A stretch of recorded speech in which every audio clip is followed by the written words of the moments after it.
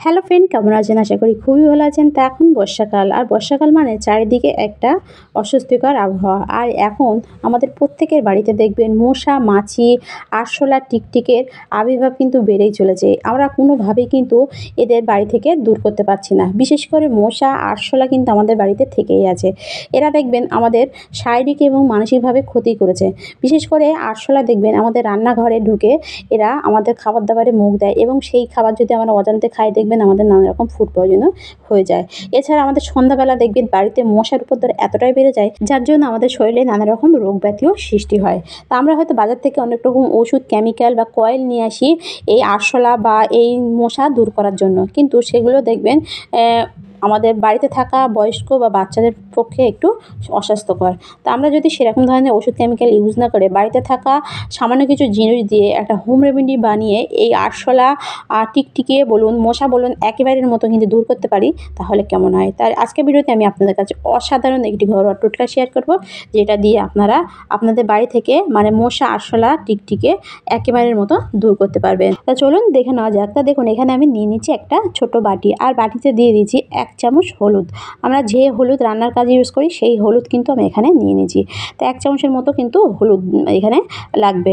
আর হলুদের সঙ্গে বাড়িতে থাকা আর কিছু উপকরণ মানে এমন কিছু জিনিস মেশাতে হবে, সেগুলো মানে একেবারে মশা বলুন, আরশোলা কিন্তু একদমই কিন্তু সহ্য করতে পারে না। তা আমি এখানে নিয়ে নিচ্ছি একটা ধূপ। তা আমাদের প্রত্যেকের বাড়িতে কিন্তু আমরা মশা মারার ধূপ বলুন বা এরকম ধূপ কিন্তু আমরা জ্বালাই। তা আপনারা যে কোনো একটা ধূপ আপনারা এখানে নিয়ে নিতে পারেন। আর এখানে ধূপটা আমার এই যে কাঠিটা আমি ছাড়িয়ে মশলাটা আমি ছাড়িয়ে নেব কাঠি থেকে। তা আমি এখানে ভালোভাবে একটু একদম হাত দিয়ে কিন্তু এটা একদম ভালোভাবে একদম গুঁড়ো করে দিতে হবে। তো দেখুন, এখানে কিন্তু আমার একটু বড় বড় আছে। আমি এখানে ভালোভাবে একটু এই ধূপটা হাত দিয়ে একদম কিন্তু পাউডারের মতো করে মানে গুঁড়ো করে দেবো। তো এভাবে পাউডারের মতো করে একটু কিন্তু প্রথমে গুঁড়ো করে দিতে হবে। তো এভাবে হলুদের সঙ্গে আর এই ধূপটা পুরোটা প্রথমে আপনারা কী করবেন, পাউডারের মতো করে গুঁড়ো করে নেবেন। নেওয়ার পর তারপর আপনারা নিয়ে নেবেন 2টো ন্যাপথলিন। তা ন্যাপথলিন আমাদের প্রত্যেকের বাড়িতে থাকে। এটা আমরা জামা কাপড়ের একটা বাজে দুর্গন্ধ দূর করতে বা জামা কাপড় যাতে পোকায় না কাটে সেজন্য কিন্তু আমরা প্রত্যেকে ব্যবহার করি। আর ন্যাপথলিন কিন্তু পোকামাকড় মারার ক্ষেত্রে অনেকটাই কার্যকরী। আর এর একটা গন্ধ কিন্তু পোকামাকড়, বিশেষ করে আরশোলা বলুন, মশা বলুন, একদম কিন্তু সহ্য করতে পারে না।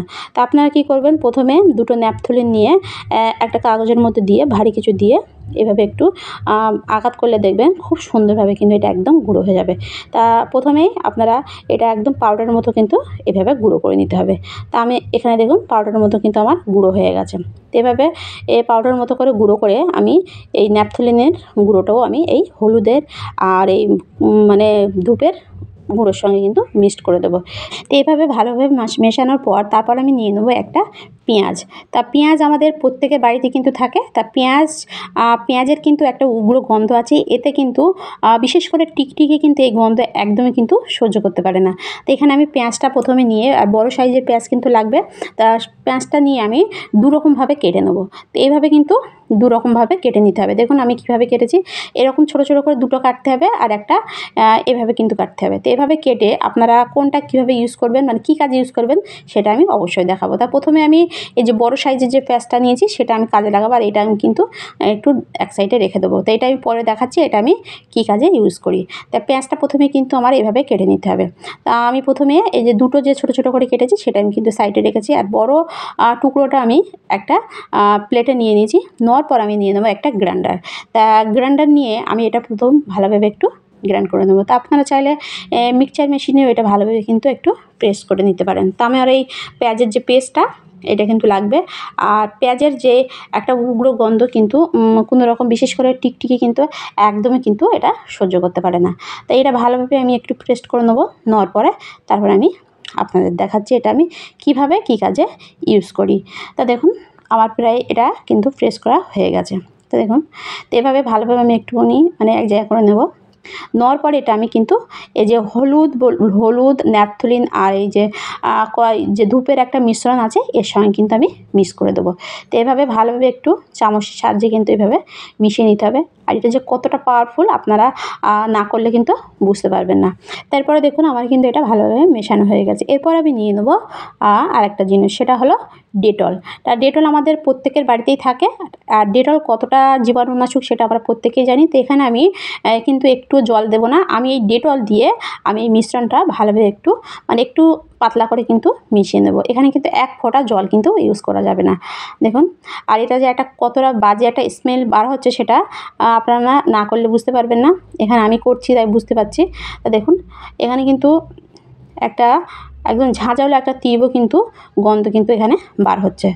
আর এখানে দেখুন আমি কিন্তু ডেটল দিয়ে পেস্টটা ভালোভাবে একটু পাতলা মতো করে নিয়েছি। তো এইভাবে কিন্তু আপনারা অবশ্যই ডেটল দিয়ে আপনারা, বা ডেটল বা স্যাভলন আপনারা ছাই নিতে পারেন।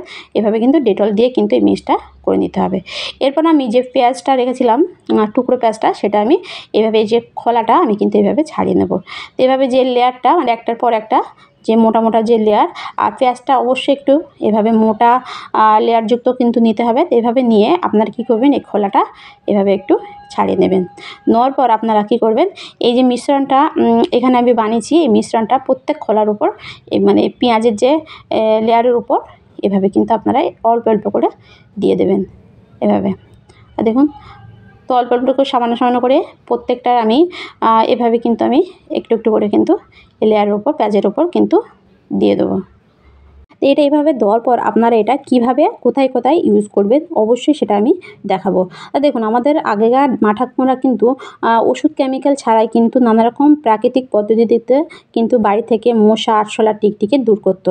তো আমরা যদি সেরকম পদ্ধতিতে মশা, আরশোলা, টিকটিকি দূর করতে পারি তাহলে কেমন হয়। এমনিতে দেখবেন কোনো রকম ওষুধ কেমিক্যাল দিলে আমাদের বাড়িতে থাকা বয়স্ক লোকেদের বা বাচ্চাদের শারীরিকভাবে তাদের ক্ষতি হয়।